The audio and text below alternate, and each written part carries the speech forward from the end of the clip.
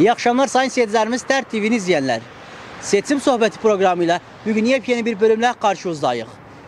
Birleşik Irak Türkmen Cəbhəsi listəsinin bugün bizlerle bir değerli adayı vardı. Qalın bizlerle bakalım bu aday kimdi ve hedefi nedir bu seçime emməkdən. Değerli adayımız bizimle bugün Abbas Bayatlı 217. numaralı listenin 7. sırasındadır. İyi akşamlar. Hoş geldiniz, teşekkür ederim. Hoş bulduk. Ustad Abbas, seçim çalışmaları necə gedir? İnşallah seçim çalışmaları da bəs mənim üçün liste olarak, o bir adaylar olarak inşallah iyi gelir. Temenni ederiz daha iyi olsun. Temenni ederiz milletimiz bu çalışmalarımızı boşa çıkarmasın. Hepsi sandık başına geçsin. Ustad Abbas, milletimizin listeye görüşü nedir? Tabii ben istemiyorum diyeyim milletimizin görüşü nedir?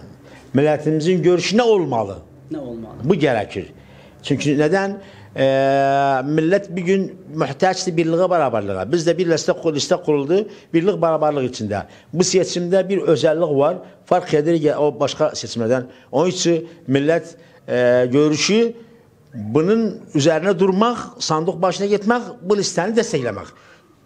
Abbas Bayatlı'nın bu seçime emme hedefi nedir ve projeleri nedir? Ben tabii herkes bilir Türkmen Millətçi Hərəkatının adayıyım.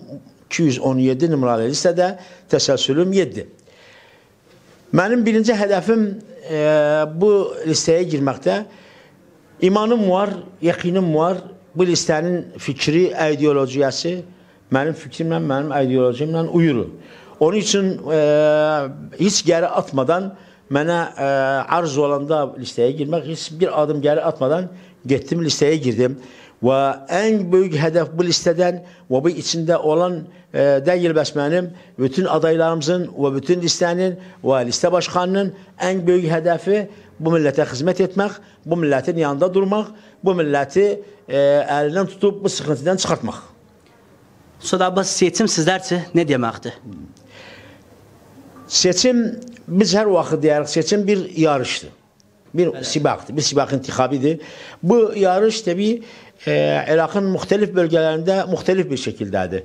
Ama Kerkük'e gelirse, Kerkük'te bir özelliği var bu seçimin. Bu yarışın bir özelliği var. O da, yani bundan önce de Sayın Başbakan demişti, Kerkük'te seçim millidir.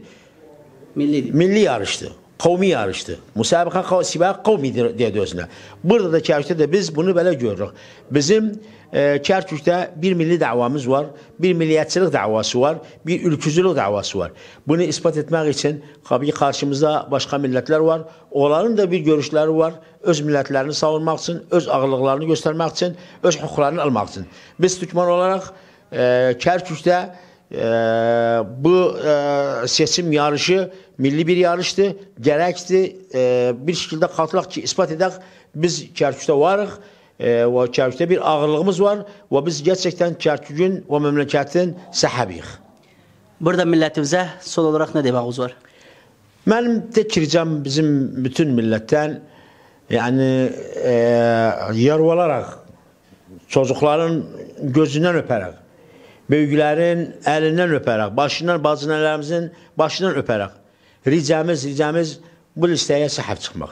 Bu listeyi desteklemek. Zaten bizim Kerkük'te vücudumuz bu listeydendi. Eğer gelip bu liste az bir sayıda sandalye çıkarırsa veya az bir katılım olursa o zaman bizi gerçekten küçük düşürürler, azınlığa düşürürler. Ama biz Kerkük'te ne küçüğük ve ne azınlığı. Değil ki Kerkük'te, bütün Orta Doğu'da ve bütün dünyada, bütün Türk dünyasında 400 milyon Türk var. Biz hiçbir zaman özümüzü azınlık görmemişik. Ne burada ne başka memleketlerde. 400 milyon Türk olan ayağın çalar yere istediği vakit istediğini ister. Biz de Irak Türkleri olarak ayağımızı çaldık bir gün yere, milletimizden istedik. Aynı şekilde ayağını çalsın yere, basmasın vursun sandıklara, geçsin sandık başında bu listeye sahip çıksın, bu listeni desteklesin, bu listeni bir yere getirsin ki herkes bilsin bizim ağırlığımız nedir Kerkük'te. Ağzına sağlık. Sayın seyircilerimiz, inşallah programımız sizlerle gelecek günler devam eder. Ayrı bir adayla hedefimiz tek 217 numaraya destek olmak.